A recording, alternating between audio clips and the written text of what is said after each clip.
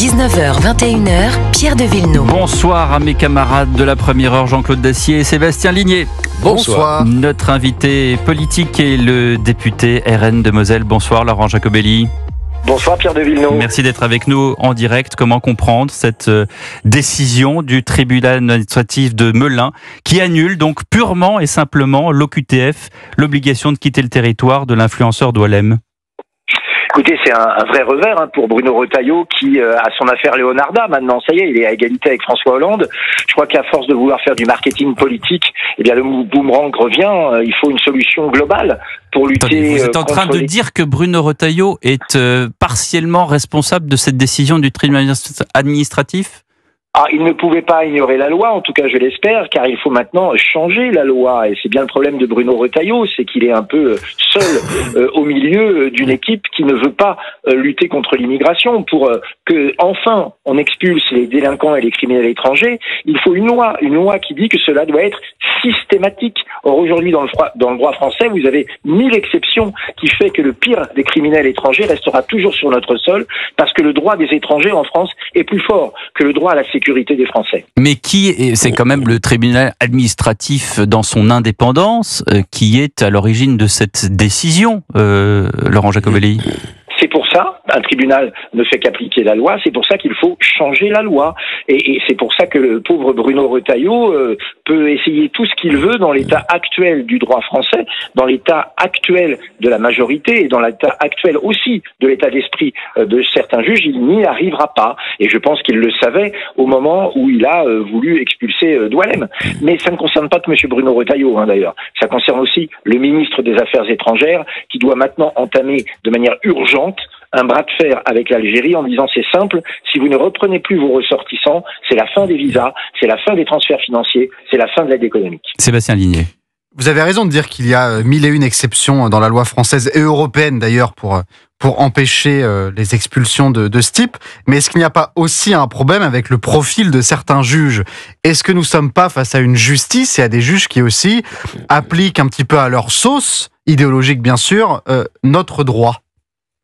Oui, malheureusement, vous avez raison, ça fait partie de l'équation, c'est-à-dire que même lorsqu'une expulsion par miracle est possible dans le cadre d'une OQTF, eh bien, les juges, souvent, certains juges en tout cas, trouvent des excuses ou vont chercher dans les recoins de la loi française un argument pour faire en sorte que le criminel, le délinquant étranger ou tout simplement celui qui n'a pas le droit d'être sur le territoire, eh bien, il reste. D'ailleurs, ça se sait dans le monde entier et c'est pas un hasard si nous sommes un des pays qui subissons le plus vivement la submersion migratoire.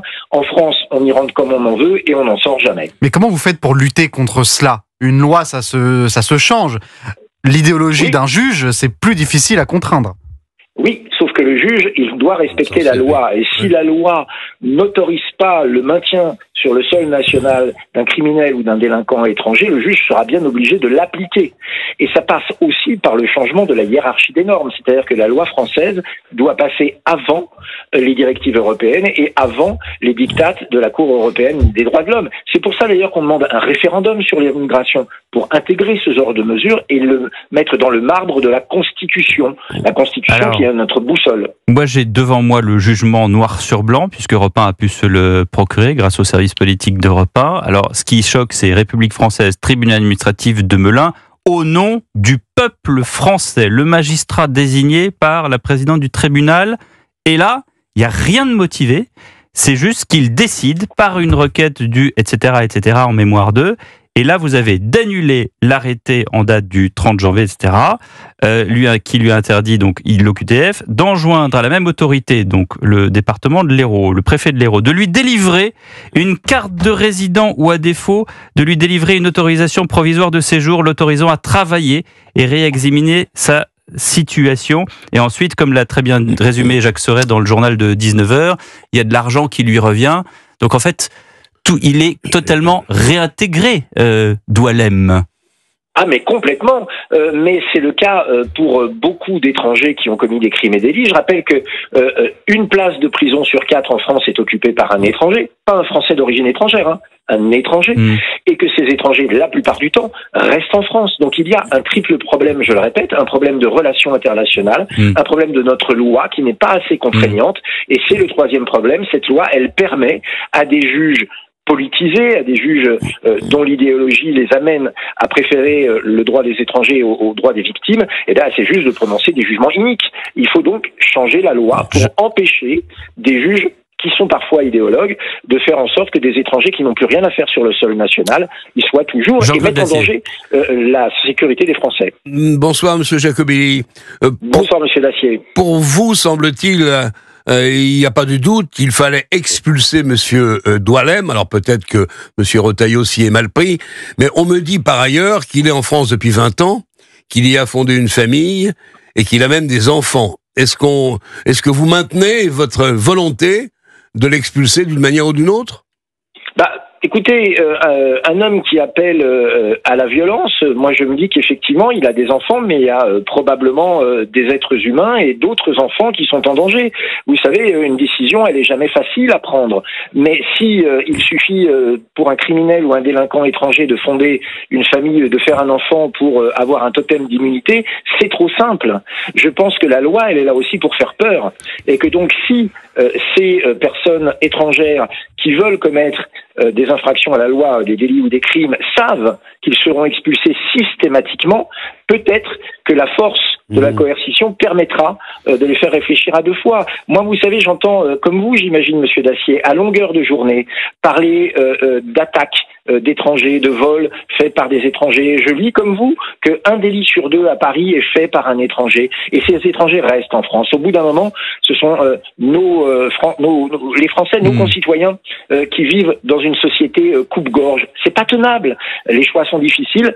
Ça demande du courage. Je crois que nous l'aurons et je ne suis pas sûr que le gouvernement... Laurent Jacobelli, juste une dernière chose. Vous avez commencé votre propos en disant Bruno Retailleau, et je vous ai demandé s'il était partiellement responsable. Alors on sait qu'on lui a reproché d'utiliser la procédure d'urgence qui n'était pas forcément, j'allais dire, l'aiguillage correct dans cette affaire. Est-ce que vous pensez que s'il n'avait pas fait ça et qu'il aurait laissé l'aiguillage normal se dérouler, eh bien, il y aurait eu une autre issue de cette affaire pour Doualem?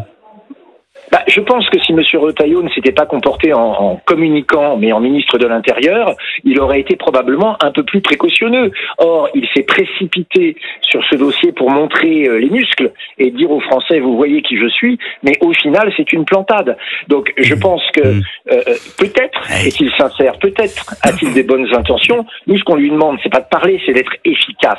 Or là, la France a vécu une humiliation. Et la France n'a pas vocation à être humiliée par des gens qui ont été accueillis sur son sol et qui veulent lui nuire. Jacobelli, entre nous, vous n'aimez guère Monsieur Retailleau, ou en tout cas vous n'aimez pas ce qu'il était en train de devenir dans l'opinion française.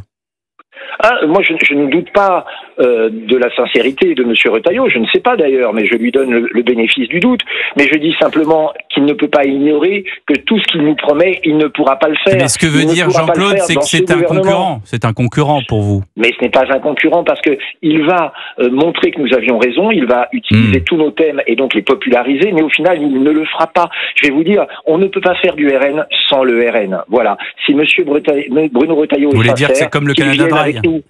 Exactement, mais qu'ils viennent avec nous, parce que ces lois dont je vous parle, ce référendum sur l'immigration, on le fera, et là il aurait les moyens d'agir. Mais avec M. Rebsamen qui nous explique qu'il faut donner le droit de vote aux étrangers, avec M. Lombard qui nous explique que l'immigration est une chance, il n'y arrivera pas et il le sait. Merci Laurent Jacobelli d'avoir été avec nous sur Europe 1.